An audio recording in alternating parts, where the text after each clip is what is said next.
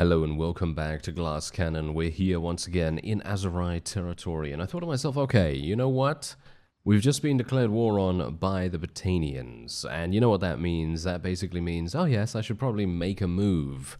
And that move is going to be attempting to take Ukba Castle, potentially. Oh, actually, never mind. Apparently there is a small problem with Phaedon. He seems to be having a bit of an issue here. So I'm actually going to go in here and assist him.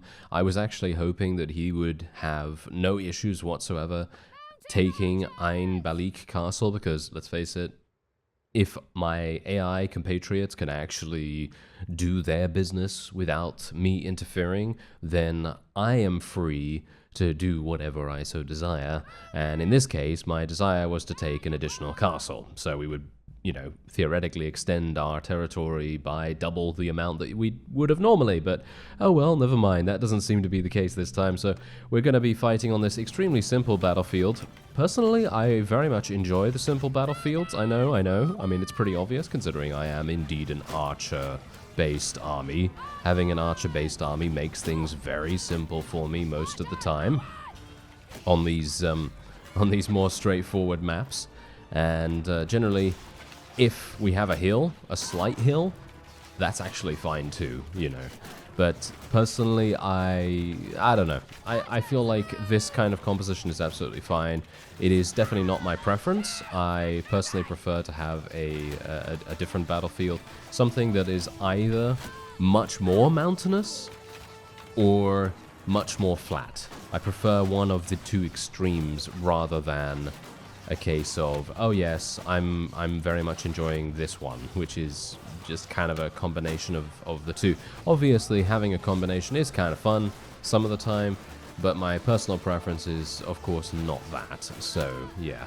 Anyway, I have basically come to the realization, or shall we say, come to the conclusion that me attempting to do damage with my bow to enemy units from far away is actually pointless, because they are just so good at defense, and it's very, very difficult to get any kind of opening whatsoever. So generally, I feel as though there's almost 0 point in me attempting to attack people with my ranged attacks.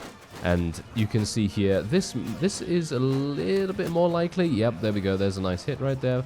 This one's a little bit more likely too. There we go, not bad.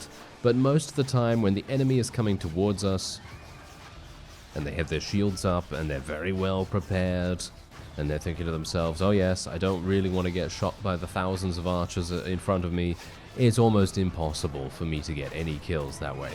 Unless we get lucky with a leg shot, if they're blocking high or something like that, then yeah, that's definitely a lot easier. Or if we get a little bit lucky with them running away, like this, for example, and my archers haven't already murdered them. But yes, that kind of thing has kind of dawned on me over the course of this campaign, and it's kind of sad. I feel like it is a bit sad that the AI doesn't make those kinds of mistakes anymore, but obviously that is, well, clearly an improvement, I suppose, because obviously beforehand they were being a little bit silly about things.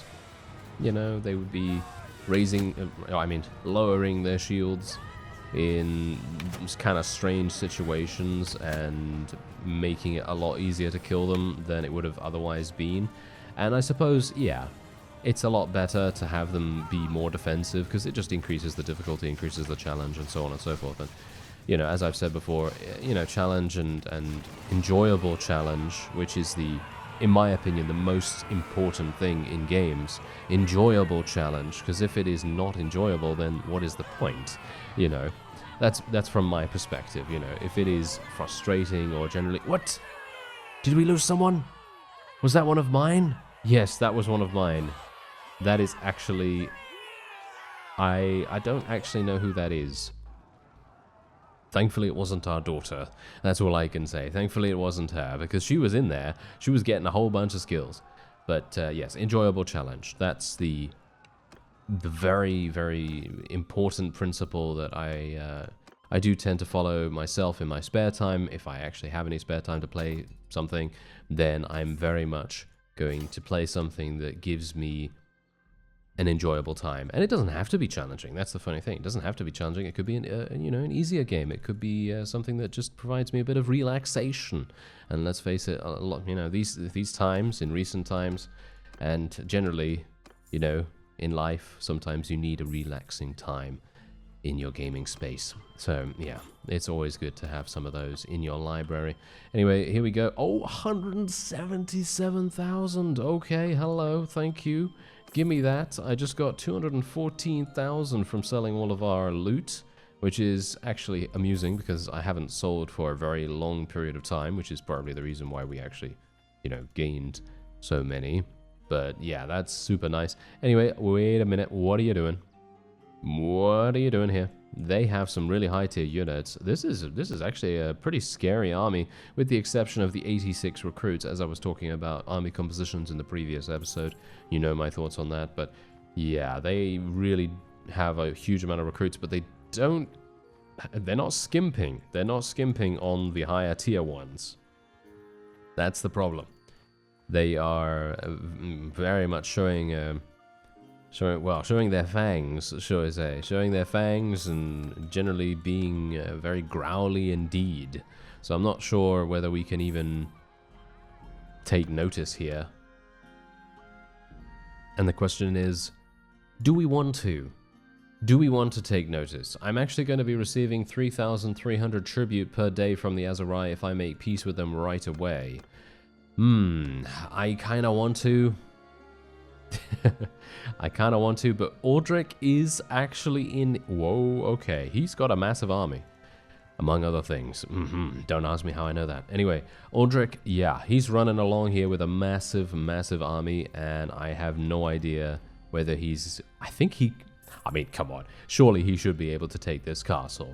I mean, this is probably one of the easiest castles he's ever taken, but we'll see what happens. We'll see. And I would actually like to attack this person if at all possible. They seem to be hounding me a little bit, and I would like to eliminate them while I have the opportunity to do so. Seems like Aldrich is being hounded a little bit as well. I cannot believe that that vassal actually escaped. That is very frustrating indeed.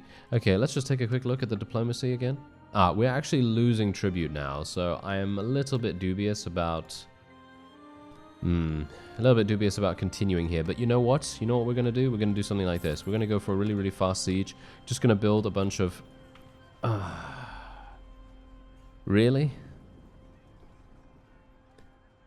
Okay, how frustratingly annoying. Do you think I can win this?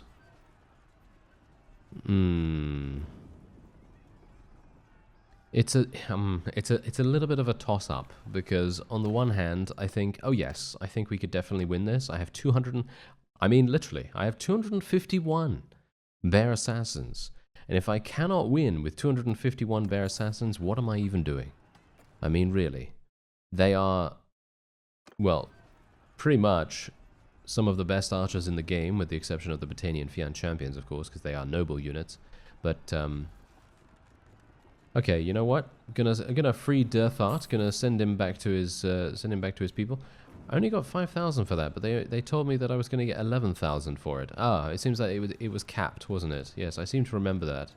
That the developers of Bannerlord actually capped out the ransom amounts that you can get from vassals, which is actually kind of sad, to be honest, because that means that even, kings and emperors and whatever else you may encounter are going to be, well, ransomed back for 5,000, which is actually kind of insulting for them.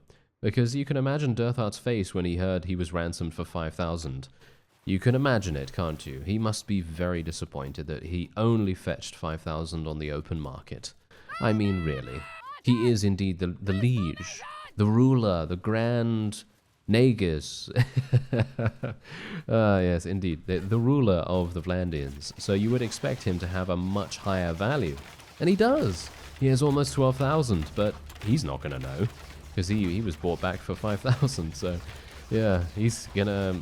Heads will roll. Let's just say that. Yes, heads will roll. Anyway, let me see if I can... move my forces a little bit closer. I do need to make sure that my archers do not waste arrows, because this is a relatively significant fight. I'm going to try and pick that guy off if I can before he gets on his horse.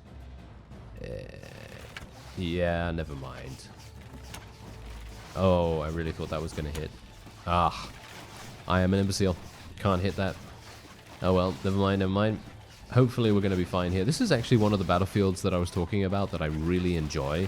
I like these kinds of battlefields because you can quite clearly tell why. I mean, literally just a pure line of sight. Pure line of sight towards the opponent, and we really don't have to worry too much about, well, pretty much anything. And I can actually get a bunch of kills in the process here too, because they are sending their cavalry straight towards me like absolute imbeciles. Not entirely sure why they decided to do that, but I'm getting massive amounts of hits at least. If I don't get a kill, then I will get a hit or two, and that's always nice, isn't it? And yeah, the enemy has just completely evaporated, basically. They are the steam before our valve. Oh yes, the references. The very cringe-worthy references that I'm making today. I'm not entirely sure what's going on there, but there you are. If you get that reference, then obviously great for you, but yeah. Generally, let me see if I can get a couple more ranged kills. Oh, I really thought I got that cavalry guy, but nope, did not. Yeah, generally, as I've said before, I personally like attacking cavalry much, much more often than attacking infantry, and that never used to be the case, to be honest. I used to always think to myself, okay, you know what, I'm just going to ignore the cavalry. I'm just going to let my forces deal with them, because, well, let's face it, I'm never going to hit the cavalry in a million years, but I've actually started, at least in this series, focusing on cavalry much more often. Primarily because I can never hit the infantry with the amount that they have their shield up. That's obviously the primary reason, but the secondary reason actually is a bit more useful. And that is, of course, that the cavalry are the main people to contribute combat strength. So obviously eliminating them first is kind of, you know, it's kind of a good idea if you want to try and force the enemy into some kind of retreat. But yeah, apart from that, it's just impossible to hit infantry. And maybe, just maybe, I might be able to get a snipe or two here. Or not, as the case may be. Because these guys are also raising their shields. And it's only due to the fact that they are moving their horse and, you know, parading around, basically. Parading around the battlefield that we are even able to get a hit on them. Otherwise, it would be almost impossible too. And it seems like the enemy has literally just run to the edge of the battlefield right now. That is not going to save them. Not in a million years, but maybe they think it will. Oh yes, I like all of these guys running around with their thrown weapons out. It's making so quick work of them. It really is. Look at that. Super nice damage we're able to get out.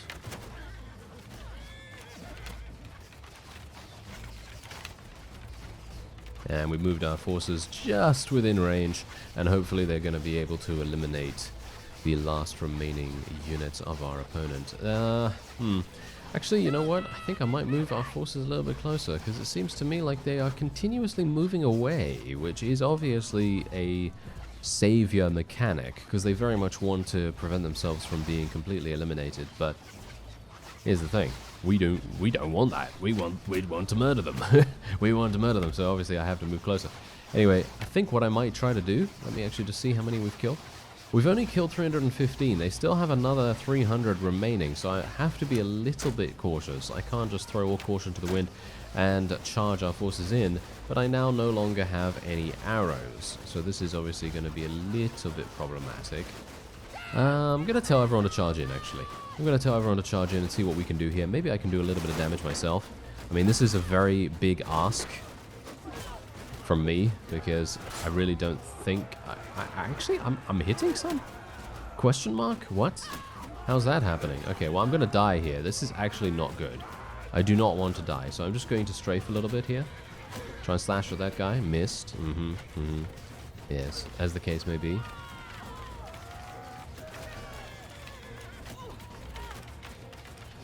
Yeah, we're running out of arrows right now. We are indeed running out of arrows. This is a little bit worrying. We have eliminated another 100 units since the time I told you about the unit costs, or should we say the unit counts. And I think that's pretty good. I mean, if we can keep up this ratio, then we should theoretically be fine. But that is a a somewhat big if, because you can see here, look at the enemy. They're coming in with massive amounts of cavalry right now, and I wouldn't be surprised if I get myself eliminated by some of these. Or not, as the case may be. Okay, not bad. I'm actually kind of surprised. I would have expected myself to get eliminated very quickly. That guy just shot his horse. How dare you? He threw a javelin at that horse, and the horse did nothing. The horse was innocent, sir. What are you doing? He wasn't even having a rider. Oh well, never mind. Okay, there we go. Okay. Seems like my forces are now just getting peppered by the amounts of javelins currently circling them with the enemy's cavalry. I got eliminated with 6 damage. Ooh, that's frustrating. Oh yeah, that grinds my gears. It does, but it's fine, because we are probably going to achieve victory here. Hopefully the auto-delegation is not going to result in too many casualties for us, because as we know, the auto-delegation can be very detrimental to one's survival, but it seems like we were able to achieve it, and there we have it. Nice. I also feel like, speaking about caps of values, and I'm talking about things like, obviously, the gold cap that Dirthart had when we were ransoming him. There's also a cap on how much renown you can get, and there used to be, as far as I'm aware, an unlimited amount of renown that you could gain from a certain fight, dependent obviously on the size of the engagement, you know, because obviously the larger the engagement, the larger the renown. And I think that the developers capping the amount of renown is a little bit, I don't know. I don't want to say it's not bad. That's the whole point. It's not bad because obviously it can spiral out of control relatively quickly. But you've also got to bear in mind that in the case of these really large battles where we are outnumbered, well, pretty much 2-to-1. That was a 2-to-1 siege, 2-to-1 battle right there. In those kinds of situations, I would very much prefer to get rewarded for my efforts, because when I see 112 renown, obviously that is increased by mods and my perks as well. You have to bear that in mind. I am currently getting, I think it is 1.5 times the amount of renown through mods, but I'm also getting 80% more renown through perks. So if you think about how much you would normally gain then without those bonuses, you're not going to be getting that much. And yeah, that's absolutely fine. I don't really care how much renown I get, but I do feel like you should be rewarded for larger scale battles. And I mean appropriately, you know, because obviously, you know, if you're doing a large scale battle and you, let's say you have 200 units and you fight an army that is 1,000 strong and you somehow manage to win, and then they give you, what? I don't know. They give you 60 renown or something like that. And then you think, what? I just defeated a 5-to-1 ratio battle and I only got 60 renown for it. It's like what you get on those t-shirts, you know. I did this and I only got this. You know, it's like those slogan t-shirts that are around sometimes. You know, it's like that kind of thing. And it's kind of similar to that effect, you know, where you literally do something amazing and then you get nothing for it. And that kind of makes me a bit sad, to be honest. And I feel like they should maybe just look at how much renown is gained for the various ratios. For example, let's say that it's an even battle. And at the moment, an even battle is going to give you a pretty decent amount of renown, right? But let's say that they repurpose it and make it so that renown at lower battle sizes is lowered, but as a result, the battle size that you get when you're outnumbered, you know, so like for example, you know, 4-to-1, 3-to-1, or even a 2-to-1 battle, you get more renown for that, scaling upward dependent on how many forces are in the battle and things like that. I feel like that could be a really nice, shall we say, really nice solution for the problem, because instead of capping it and making it so that it feels very unrewarding to do those larger battles, because it does, if you're looking to game game the game, as it were, if you're looking to min-max and you're looking to get as much renown as possible, it doesn't really feel worth it to go into that kind of fight, does it? I mean, well, maybe it does, maybe it doesn't. It very much depends on who you are, I suppose. But look at this. We are going to be receiving almost 6,000 tribute as a result of our upcoming peace agreement. I'm going to be proposing it right away. Calatil says no, but I will say yes.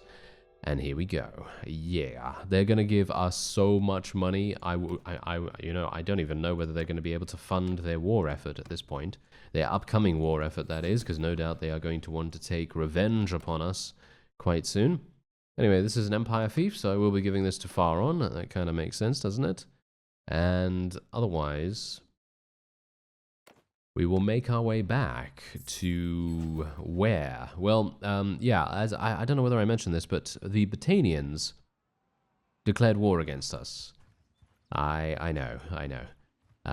It's a little bit of a desperate effort. I'm not entirely sure why they decided to do such a thing. It feels a little bit, shall we say, not to be too mean, pointless, absolutely pointless, and something that they should probably not do. But yeah, it's really not something that is really going to pay off for them, unfortunately for them. But well, who's going to tell them, right? I mean, I'm not. So yeah, they have Aserai Castle right now. Do they have anything else? No, they don't. Okay, that has to be the most. I don't even know. The most fruitless attempt to attack that I have, well, that I've probably ever seen, with the exception of me doing something sometime in the recent past, because, you know, sometime I'm definitely going to make a mistake in some case or another, but anyway, there we go. Yeah, the Battanians, they're now just resorting to raiding random villages, which I gotta say is very sad to see. And Caladog is running away from me very, very fast, so I'm gonna have to just leave him alone, unfortunately. He is going to be able to raid that village without me able to pursue him any further. I mean, basically it's a waste of time for me to just chase after a guy that has 36 units. He can pretty much just run me around in a circle, to be honest. And that is going to be, well, it's just an extreme waste of time for myself, because I could literally be going over and besieging something of the Northern Empire and potentially forcing them into another very, very beneficial peace agreement, and I would love to be able to do that. Obviously, the Battanians, once we have taken Aserai Castle, which will be relatively soon in my opinion, then we will be able to force them into a peace, potentially. And that's also something that, I'm not sure why it doesn't happen, but factions don't seem to get eliminated in Bannerlord as they would in Warband. I suppose it's just generally because the game is still in development, and we have to remember that, you know. It is very much a case of, you know, they're still working on it, so obviously many of the things are still not, you know, not as polished as they could be, but yeah, I'm very much hoping that we're going to see something like that. Oh, wait a minute. Hello, this is actually a fantastic situation to be in. The enemy's garrison has 0 food, and as you can see, they are actually starting to starve. Is garrison starving? Yes. Yes, indeed. It very much is. Now, this is, well, this is a very, very slow progression right here, and all these fellows are wanting to attack me right now. I paused the game just in time, but I was actually hoping to get a little bit more starvation damage out of the starvation mechanic, but unfortunately that doesn't seem to be the case. So we're just gonna have to do this the old-fashioned way and just head on in and see what happens. And I'm gonna do something here. I'm gonna do all of my forces round about, oh, where do I want to put them? I'm going to put them round about there, I guess, and then we'll just put them into a loose formation. I'm also going to move some of them over here, and I will move some of the others over there, because I don't want them all to be in the same area, because that's just going to make the enemy's job that much easier with their catapults / ballistas, dependent on what they have. It can make it very simple for them to eliminate large groups of our own units, and that's obviously something we want to try and prevent at all costs. Yeah, there we go. That is actually working real nice. Actually, someone mentioned that they wanted me to change the combat log. So, in other words, it wouldn't take up so much of the screen. Let me actually just check the options on that, because I wouldn't mind testing that out and seeing if there is a better one. Ah, there it is. Okay, so that is the very, shall we say, minimalistic UI option that I just found. It's called battle icons or battle log or something like that, and you basically just change it to icons only. This obviously only works in single player, but this is actually super interesting. So that will basically tell us exactly how it's going without taking up too much of the screen, which I actually quite like. But obviously, if you are on a mobile device or on a screen that is a little bit smaller, then it might not be that easy for you to see that kind of display. So I'm not entirely sure whether it's going to be that useful for us, but generally it does highlight hero kills, which I gotta say I very much appreciate, because that makes it a lot easier for me to be able to see when our husband gets a kill, when our engineer, scout, or whoever gets a kill. And also, Decantia is doing a massive amount of damage. Why is she doing so much damage? How dare you? Where are you? Where are you, Decantia? I will murder you. I will murder you, sir. I was about to say, but no. That's probably not the right thing to say. So let me see. Can I actually find her? She's doing a massive amount of damage. She must have a ballista? She must be in command of a ballista or something like that. Unless she's just an amazing shot. Which could very well be the case. I mean, I don't know, but look at that. Wait a minute. She's using a horse? Or, yeah, she's a cavalry person right now. So wait a minute. Is she actually outside?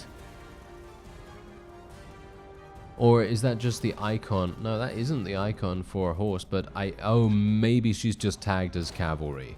She's probably just tagged as cavalry because that is indeed what she is when she's on the field of battle and stuff like that. But I'm pretty sure she's using a ballista of some kind, because there's no way that she would be able to get so many kills in such quick succession. Although, actually, maybe she would be able to do that, because I've actually started to just remember right now that we're doing the glass cannon series, and my forces don't have shields. So obviously, if we don't have shields, it's going to be pretty easy for anyone with a ranged weapon to be able to get some damage on them. So that actually makes a great deal of sense. Anyway, I'm gonna get murdered here. I think I'm gonna die. Oh, I got the gate down at least. Ow! No! Don't die! Don't die! Don't die! Let me run! Let me run! Let me just run around here. Let me try and escape. I'm gonna tell my forces to charge in right now. Hello there. Oh, you're getting shot. How dare you? How dare you not raise your shield? You imbecile. I don't know why he did that. He's not raising his shield either. Oh, these guys are. Not that much. Okay, that guy. He's got a little bit more smarts than the rest of them. Or not, because he just got shot in the back. That was wonderful. This is actually pretty cool. I gotta say, I like the layout of the combat log now, because it basically just shows, well, as I said, it highlights hero kills much more, so you can now more easily see when I get a bunch of kills, and when my companions and various other friendly lords get kills too, which is actually kind of cool. I like that. Alright, so let me know what you think about it. I personally like it quite a bit, so it will probably be remaining on for the foreseeable future, unless it does provide some kind of problematic situation for those of you with smaller devices / screens or whatever. So yeah, let me know what you think about that. Anyway, there we go. That, I believe, is that. And we've been able to take our first castle of the Northern Empire in quite some time. Now bear in mind, again, look at that, 112 renown once more, and Decantia, you did an amazing job. I actually want to persuade her to join us. She did so much damage. Oh, never mind. She is actually the wife of the ruler of the Northern Empire. Yes. Alright, so I showed some mercy to the denizens of Atrion Castle, and we are now stationed here, waiting for some time, restoring ourselves, and as you can no doubt tell, the enemy decided not to pursue a siege against us, which I have to say I was a little bit surprised at. They had a lot of units outside, and I thought, okay, they're probably going to be attacking us relatively soon, but they decided against it for whatever reason. It's probably because they were not in an army. I feel like if they are in an army, the AI does tend to have a lot more confidence in their joint efforts and things like that. But you could see there, I don't know whether you caught that, but there was a vassal running over there who had about 1,180 combat strength, but only 70 units. So I can assume he is just about to join an army, and you never know, that army is probably going to be making its way over here, or maybe over to Saniopa or something along those lines, and then we're going to be able to fight them, possibly. I'm not entirely sure how that's going to go, but anyway, that's going to be it for this episode. I thank you very much for watching, and I'll see you next time.